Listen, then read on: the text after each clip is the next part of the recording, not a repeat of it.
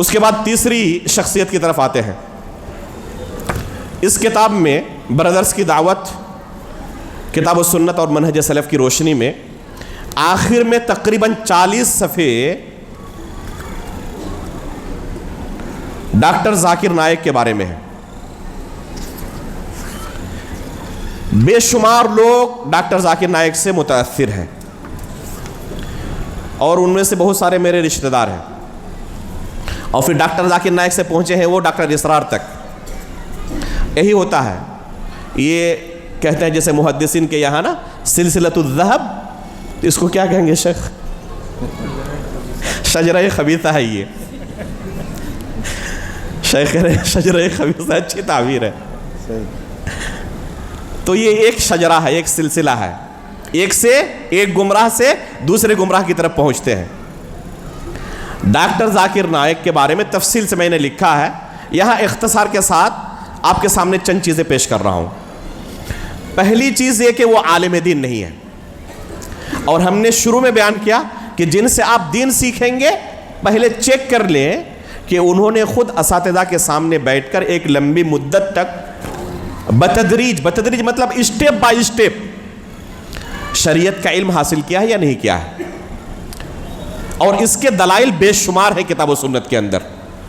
اس کتاب کے اندر تفصیل کے ساتھ ان تمام دلائل کا تذکرہ ہے. ڈاکٹر صاحب کے یہاں بنیادی طور پر یہ خلل موجود ہے کہ انہوں نے اساتذہ کے سامنے بیٹھ کر بتدریج ایک لمبی مدت تک کتاب و سنت کا علم حاصل نہیں کیا ہے. لہذا جن آیتوں کے احادیث کے وہ نمبر بیان کرتے ہیں وہی حدیثیں آپ ان کے سامنے کھول کر رکھ دیں اور کہیں کہ پڑھ کر سنا دیں، تب پتہ چل جائے گا آپ کو کہ حقیقت کیا ہے ان نمبرز کے پیچھے. شریعت کے جو اہم مصادر ہیں ان کے سامنے کھول کر رکھ دیں اور پڑھنے کے لیے کہیں پتہ چل جائے گا حقیقت کیا ہے.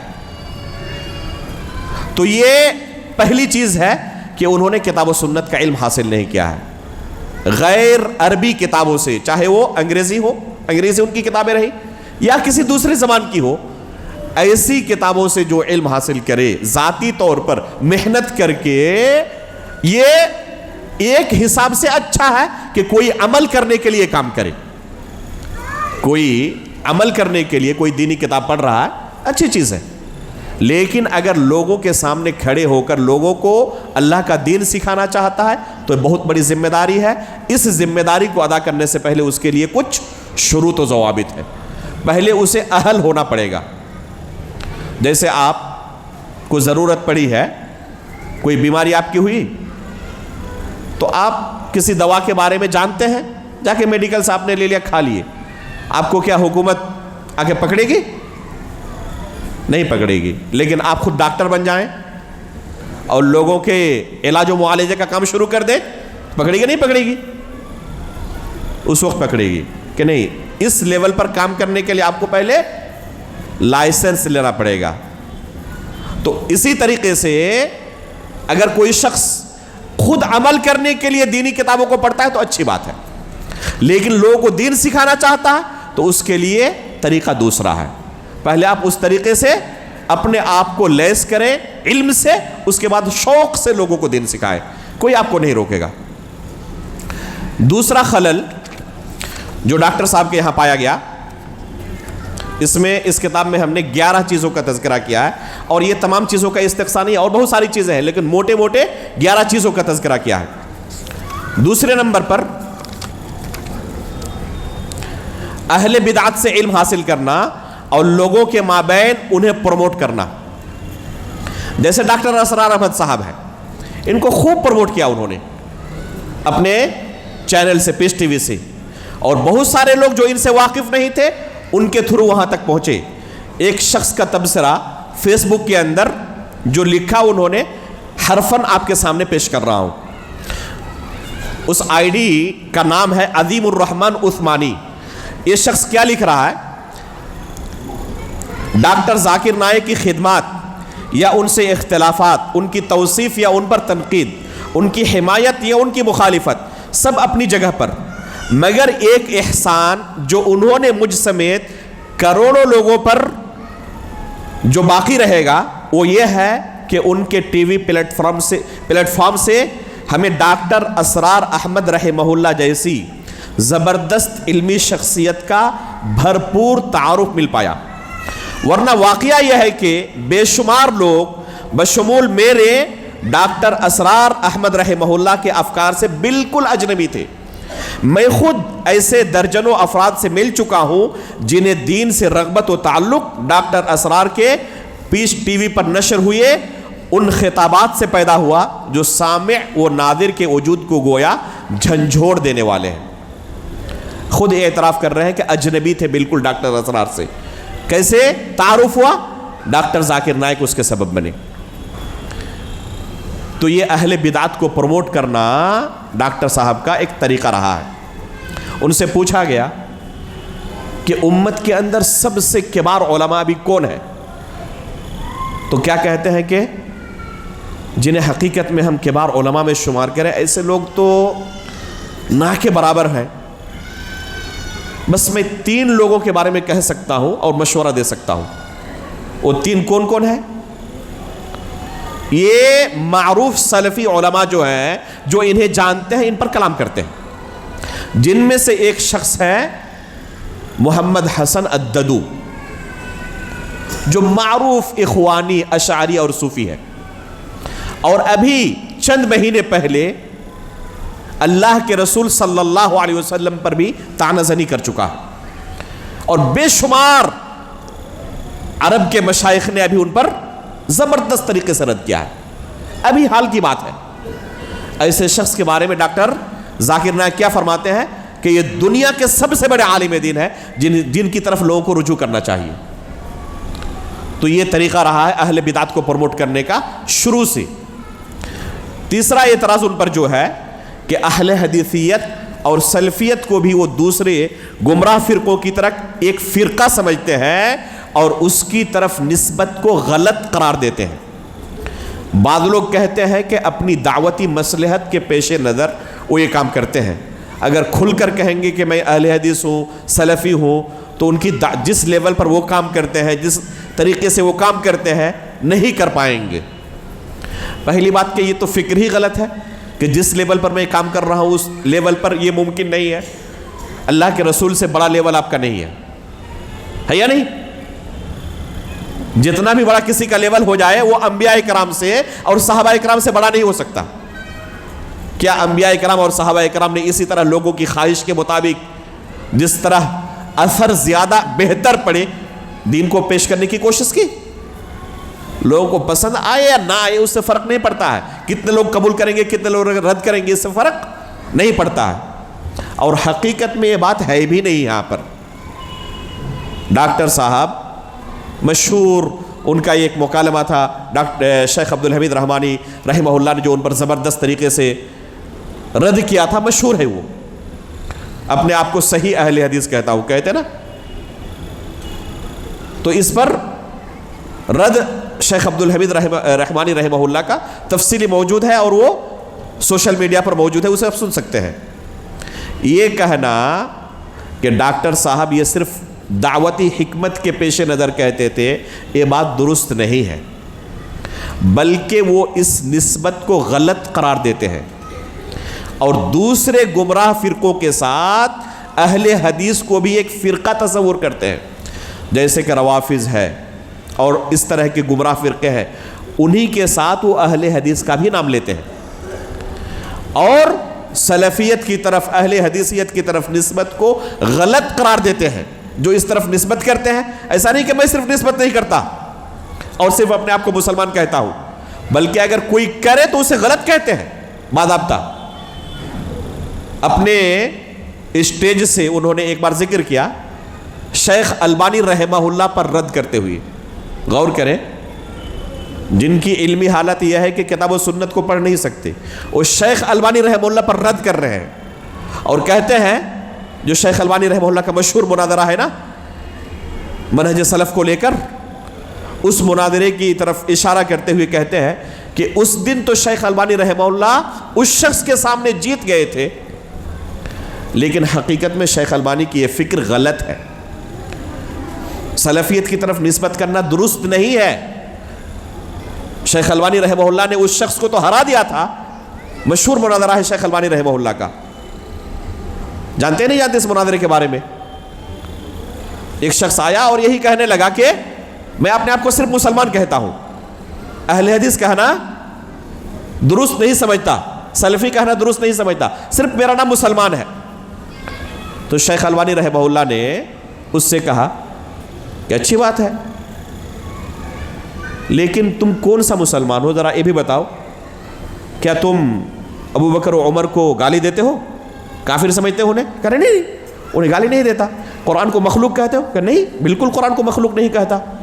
اللہ کی صفات کا انکار کرتے ہو؟ نہیں، اللہ کی صفات کا انکار نہیں کرتا. جو گمراہ فرقیوں کے مشہور گمراہیاں تھیں ان تمام کا تذکرہ کیا اور کہا کہ میں بالکل بھی یہ باطل اور غلط نظریات نہیں رکھتا، بلکہ وہ اسلام فالو کرتا ہوں جو صحابہ اکرام کے ہاں تھا. تو شیخ البانی نے کہا جو تم نے اتنی لمبی چوڑی اپنی تعریف کی، اپنا تعارف پیش کیا تم نے کہ میں یہ غلط نظریہ نہیں رکھتا، یہ غلط نظریہ نہیں رکھتا، یہ غلط نظریہ نہیں رکھتا، یہ غلط نظریہ نہیں رکھتا، جو 5 منٹ تک تم نے بیان کیا نا، اسی کو ہم ایک لفظ میں کہتے ہیں کہ ہم سلفی ہیں، ہم اہل حدیث ہیں. اتنا لمبا چوڑا تعارف کرنے کے بجائے ایک لفظ میں یہی تعارف تم کر سکتے ہو. تو اس شخص کو حقیقت سمجھ میں آ گئی.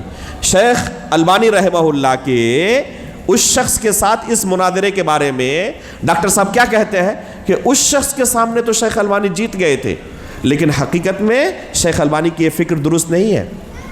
اپنے آپ کو اہل حدیث کہنا اور سلفی کہنا درست نہیں ہے، غلط تھے شیخ البانی. صحیح یہ ہے کہ صرف اپنے آپ کو مسلمان کہہ سکتے ہیں ہم، اور کچھ نہیں کہہ سکتے. تو یہ ڈاکٹر صاحب اس کی طرف دعوت دیتے تھے، صرف دعوتی مصلحت کے نظر پیش نظر نہیں کہتے تھے، بلکہ کوئی اہل حدیث اپنے آپ کو کہے سلفی کہے تو اسے غلط قرار دیتے تھے صراحت کے ساتھ. اس کے بالمقابل تبلیغی جماعت کی بڑی تعریف کرتے تھے. باضابطہ اپنے بارے میں کہتے ہیں کہ ایک زمانے تک میں کام کر چکا ہوں اس جماعت میں، اور ان کی بڑی بڑی خوبیاں ہیں.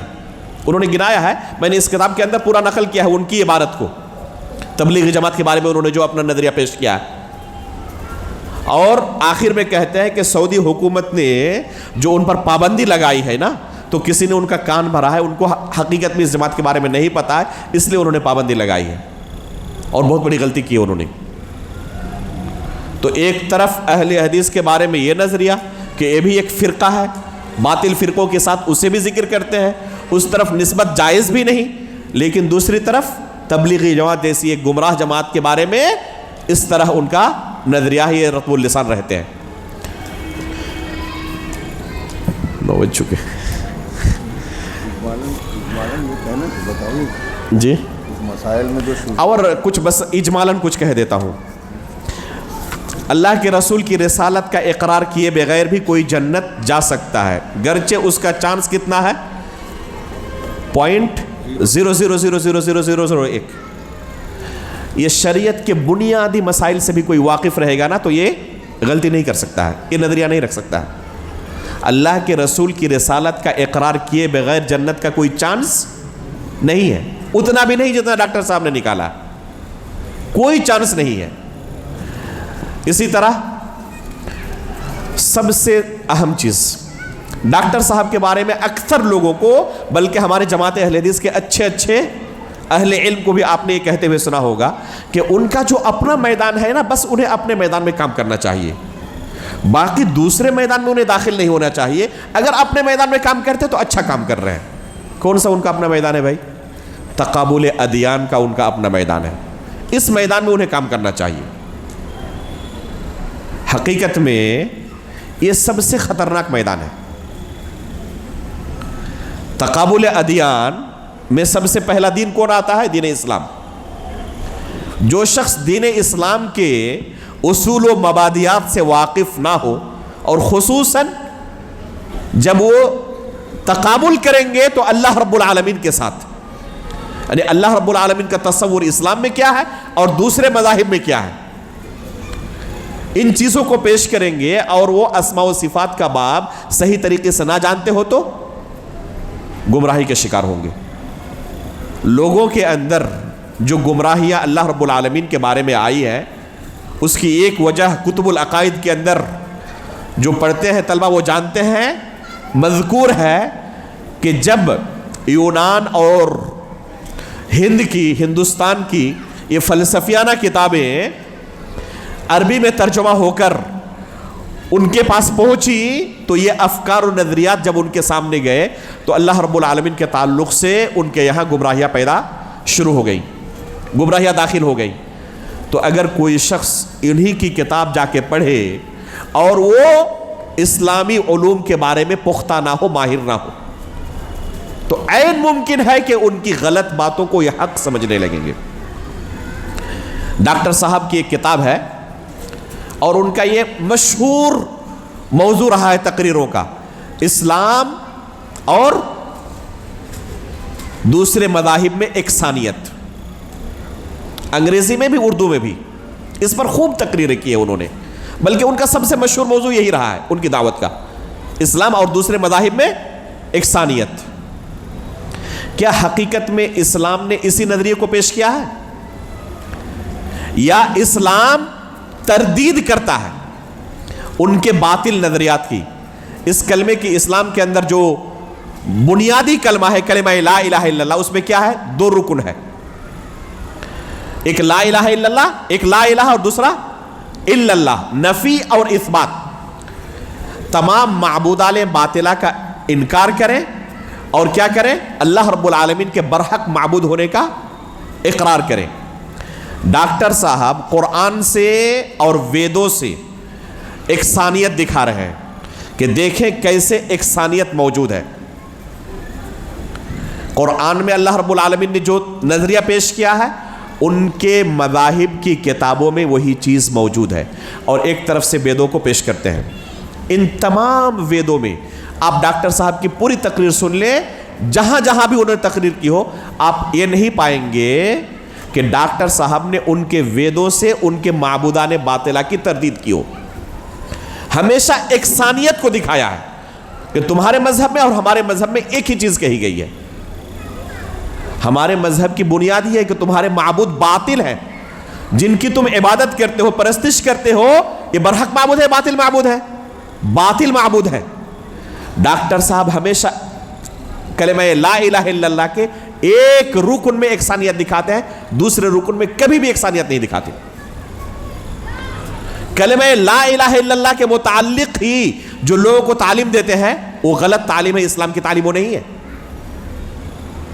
کہیں پر بھی یہ ثابت نہیں کرتے کہ تمہارے جو معبود ہیں وہ سب کے سب باطل ہیں، بلکہ یہ ثابت کرتے ہیں کہ اللہ رب العالمین برحق معبود ہے، اللہ رب العالمین کی ہی عبادت ہونی چاہیے، اللہ کے سوا کسی کی عبادت نہیں ہونی چاہیے یہاں تک، لیکن جو تم معبود بنائے ہوئے ہو یہ سب باطل ہیں، اقرار کرو۔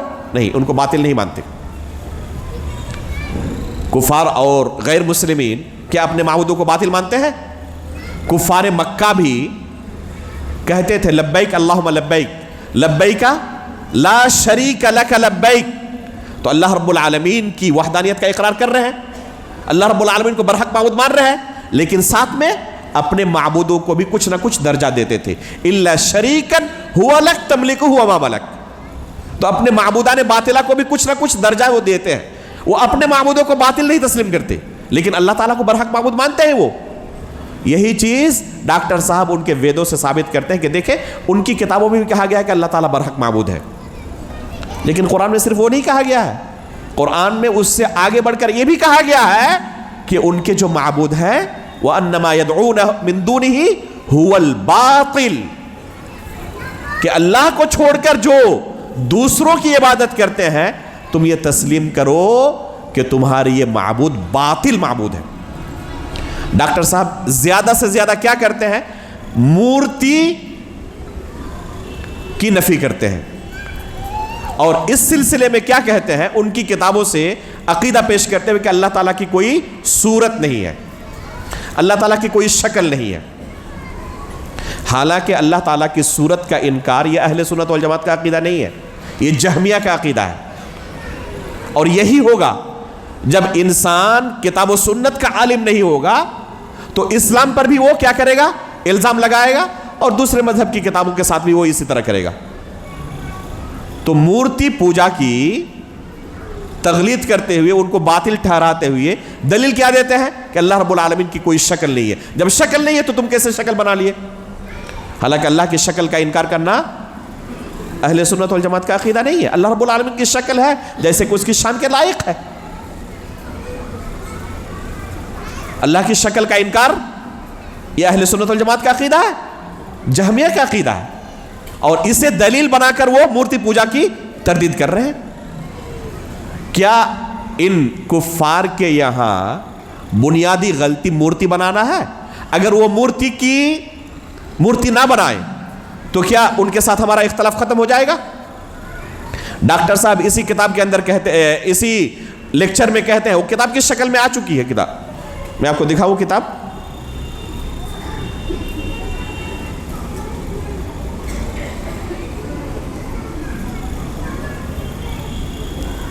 یہ ہے کتاب,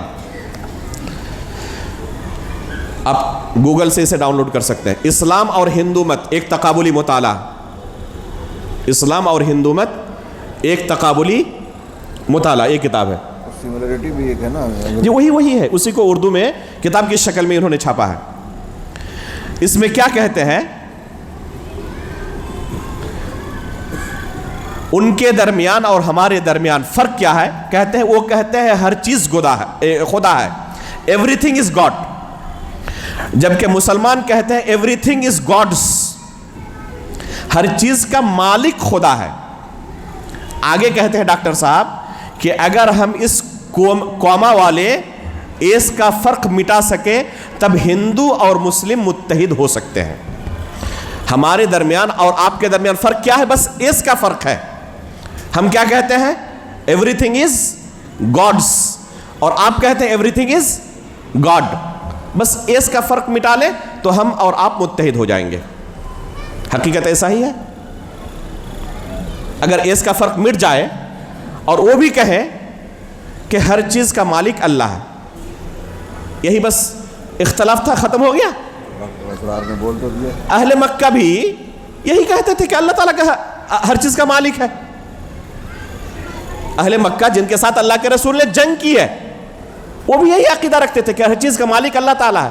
کہاں ختم ہوا؟ اصل اختلاف ہے ہی نہیں ان کے ساتھ.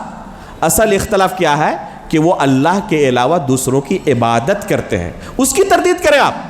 ڈاکٹر صاحب اس طرف نہیں جاتے, کہتے ہیں کہ اصل ہمارا ان کے ساتھ ڈیبیٹ کا مقصد یکسانیت کو دکھانا ہے. تردید کب کریں گے؟ جب وہ اسلام پر اٹیک کریں گے تب ہم ان پر اٹیک کریں گے, ورنہ ہم صرف یکسانیت کو دکھائیں گے. یہ ہے ان کے تقابل ادیان کی حقیقت. اور دین اسلام کی شروعات کس سے ہوتی ہے؟ لا الہ الا اللہ سے. انما یدعون من دونہ هو الباطل سے, کہ اللہ کے سوا جن کی بھی پرستش کی جاتی ہے, عبادت کی جاتی ہے, وہ برحق نہیں, باطل معبود ہے. یہ کلمہ لا الہ الا اللہ اگر کوئی اقرار نہ کرے اور دونوں رکن کو نہ تسلیم کرے تو مسلمان نہیں ہو سکتا ہو. تو یہ کچھ اہم انحرافات ہیں ڈاکٹر صاحب کے.